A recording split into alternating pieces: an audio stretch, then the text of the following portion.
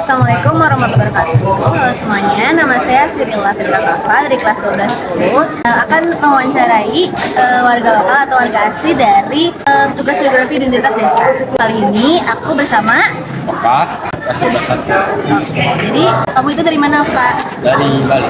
Pernah tinggal sana. Nggak dari sana. Oke. Kamu tepatnya di desa mana? Di Glunggu. Itu di dekat Denpasar. Kalau misalnya kondisi sosial budayanya gimana nih, Oka? Kalau kondisi sosial budayanya di kampung saya sih hampir sama ya, di setiap daerah kita merayakan hari raya itu di kalender Bali. Ada khusus dia. Kalau misal adat istiadatnya? Adat istiadat di kampung saya sih agak berbeda. Kalau di daerah yang lain itu orang mati itu ada ngaben. Nah kalau di tempat saya itu sebelum dibakar bisa dikubur dulu dia 2 tahun atau setahun baru dibakar. Ada nggak sih peraturan kayak kalau mau ke desa itu harus gimana dulu? Gak ada. Hal positif dan negatif di daerah itu apa? Kalau hal positif di desa saya sih bergotong royongnya itu enak. Jadi semuanya ikut. Kalau ada acara itu semuanya ikut kerjasama lah. Kalau negatifnya? Kurang rame kayak. Ini aku akan mewawancarai. Farel Ardan. Oke, jadi Ardan, kamunya dari mana sih?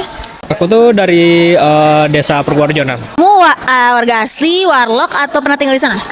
Keturunan dari ayah dan bunda juga sih. Oh, berarti asli ya? Asli. Ya, oke. Kamu tahu nggak sih asal usul sejarah dari desa itu? Itu tuh dulu ada namanya Desa Kemakmuran yang dinamai oleh pemerintah Belanda.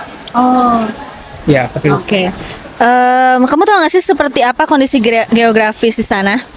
kursi geografisnya itu kayak di dekat laut ya, juga dekat perbatasan dengan Yogyakarta. Oh, gitu. Berarti itu ini ya, wilayah kayak apa sih namanya? Pulau ya gitu ya? Iya. Oke. Ada nggak sih hal positif atau negatif yang sering terjadi di desa itu?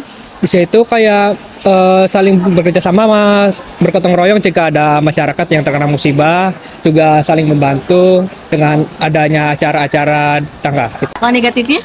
Negatifnya kayaknya belum ada sih. Sekarang aku sedang dengan Pangeran Akishino Bayu. Ya, halo guys semuanya. Ya, sekarang aku pengen nanyain beberapa pertanyaan.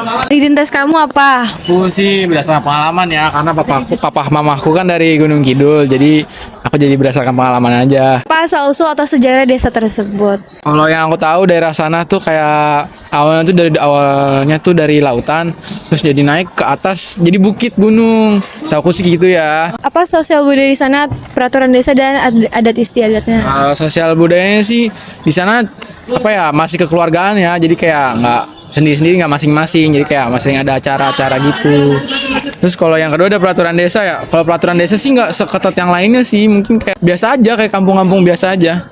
Adat istiadatnya? Adat istiadatnya masih dilakukan sih, seperti kayak acara suro, malam satu suro gitu-gitu, ke bukit gitu masih ada. Seperti apakah kondisi geografis desa tersebut? Karena namanya Gunung Kidul, jadi sebenarnya itu bukan gunung tapi di bukit. Tapi Jogja, kalau dibilangnya sih lantai 2-nya Jogja. Jadi dia tuh kayak di bukit gitulah. Perkenalkan, aku Rianti dan aku sedang bersama. Yoga Muhammad Latif. Oke, sekarang aku ingin mewawancarai Pak Yoga. Oke, untuk pertanyaan pertama, apakah Bapak asli warga sana atau bukan? Sesuai KTP, saya lahir di sana, asli. Asli. Desa itu di mana sih letaknya dan sejarahnya apa gitu, Pak?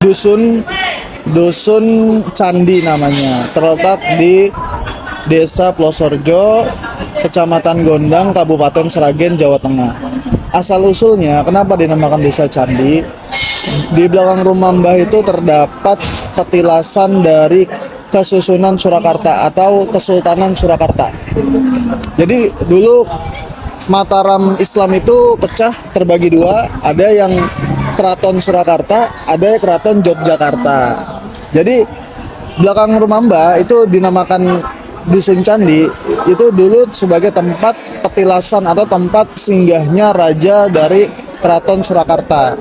Jadi banyak arca, banyak peninggalan-peninggalan berupa sumur tua, itu juga ada di belakang rumah. Makanya jauh sebelum desa dusun itu ada, barang-barang itu, benda-benda itu sudah ada. Makanya saat warga itu mungkin pindah ke daerah itu dinamakan Dusun Candi. Seperti apakah kondisi sosial budaya di sana? Mayoritas masyarakatnya bekerja sebagai petani. Tani singkong, tani 90% petani padi. padi. Sawah, karena sana sawah sangat terhampar. Itu dari segi pekerjaannya. Kemudian masyarakat di sana namanya orang desa terkenal dengan gotong royong, kemudian sifat yang ramah, gampang berbaur, dan mungkin bisa dikategorikan sebagai masyarakat asli yang memang menjunjung tinggi adab dan norma serta aturan desa. Kalau misalkan di desa itu ada desa-desanya itu ada peraturan-peraturannya nggak sih Pak? Peraturan-peraturan di desa saya rasa cukup umum ya, terutama tidak boleh melanggar ketentuan yang sudah disepakati seperti misalnya melakukan perzinahan atau tidak boleh keluar malam-malam. Habis maghrib itu di sana sudah sepi. Oh sudah sepi. Udah sepi, nggak ada yang main seperti anak-anak perkotaan. Habis maghrib masih keluar beli apa enggak. Nggak ada yang Di nongkrong sana gitu? nggak ada. Habis maghrib semuanya langsung Di rumah. nutup pintu. Ya keluar paling orang-orang tua buat ngerokok itu doang. Nggak ada yang main tapi. Adat istiadat, untuk mengenalkan adat istiadat, saya rasa di desa yang saya tinggali waktu itu adat istiadatnya memberikan atau menyajikan berupa sedekah bumi, yaitu hasil panen yang diberikan kepada yang belakang rumah ada pohon beringin, tempat yang dikeramatkan. Jadi membuat sesajen ditaruh di situ. Jadi untuk menghormati. Betul, untuk menghormati leluhur dan mungkin roh-roh gaib yang ada di situ. Saat ini saya sedang bersama Jose Hercules Regar dari kelas 12.5. sebelumnya Jose ini warga lokal sana atau ada pengalaman atau orang asli sana? Saya orang tuanya asli dari sana, tapi saya lahirnya itu di Bangka Belitung. Sebelumnya dari desa mana? Desa Lumban Gawal. Untuk kondisi tempatnya kayak gimana sih, kondisi geografis tuh? Maksudnya kayak apa, pegunungan kah atau misalnya pesisir kah apa gimana? Untuk desa Lumban Gawal sendiri itu mungkin sekitar 2 atau 5 menit jalan kaki bisa sampai ke dekat Danau Toba. Lebih tepatnya itu desa kami itu ada di sebelah barat daya dari danau tersebut.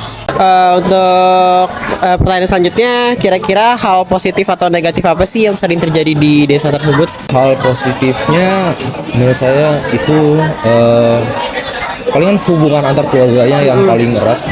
Jadi bukan cuma setahun sekali, tapi mungkin 3 bulan sekali kami akan pulang kampung. Kalau misalkan tidak terlalu jauh daripada desa kampung kami akan mengunjungi saudara kami. Ya.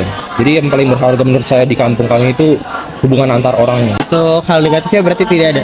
Untuk hal negatifnya, maaf, itu mungkin orang Batak itu sering dikenakan dengan stereotipe gampang marah. Jadi meskipun saya udah menjadi warga domestik di sini, saya masih sering kurang bisa mengontrol emosi saya. Jadi mungkin stereotipe itu benar. Dengan ibu siapa? Dengan Erin. Oke, namanya Ibu Erin. Jadi kalau saya boleh tahu, ibu ke desa itu sebagai warga asli atau warga lokal atau berdasarkan pengalaman? Berdasarkan pengalaman KKN. Oke.